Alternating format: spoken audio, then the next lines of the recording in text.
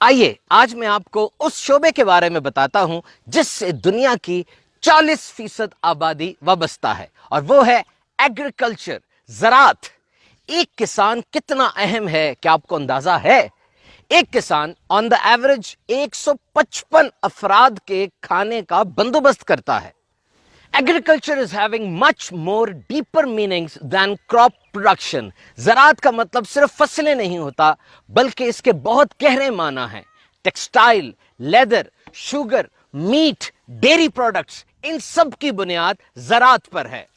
جب آپ 1 کلو آلو اور ½ کلو ٹماٹر خرید رہے ہوتے ہیں، آپ کو اندازہ نہیں ہوتا کہ آپ 2.4 ٹریلین ڈالرز یعنی 2.4 کھرب ڈالرز کی بڑی زراعت کی اس انڈسٹری میں اپنا حصہ ڈال رہے ہوتے ہیں۔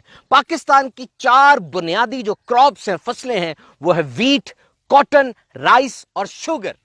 اور یہ چاروں فصلیں ہماری پوری زرعی پیداوار کا 75% ہیں، لیکن ان میں سب سے بڑی اور اہم ترین وہ یہ گندم ہے۔ پاکستان میں سالانہ گندم کی پیداوار 24 ملین ٹن ہے۔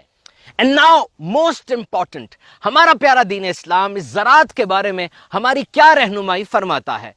قرآن مجید میں آیا، اس کھیتی کا حق دو جس دن یہ کٹے۔ یاد رہے، زمین سے نفع حاصل کرنے کی غرض سے اگائی جانے والی شے کی پیداوار پر جو زکوٰۃ دی جاتی ہے اسے عشر کہتے ہیں۔ اپنے مالوں کی زکوٰۃ دعوت اسلامی کو دیجئے۔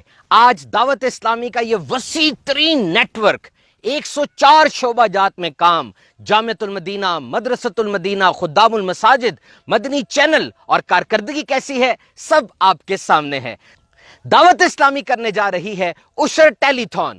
15 اپریل بروز بدھ مدنی چینل پر ہوگا عشر ٹیلی تھون، جس میں آپ کال کر کے، میسج کر کے اپنی نیتیں پیش کر سکتے ہیں۔ تو تمام عاشقان رسول سے میری عرض ہے کہ زمیندار جن کا تعلق زمین سے ہوتا ہے وائی بی جی میں اور فصلیں اگانے کے اندر، ان تک پیغام پہنچا دیں اور سب مل کر حصہ لیجئے اس عشر ٹیلی تھون میں۔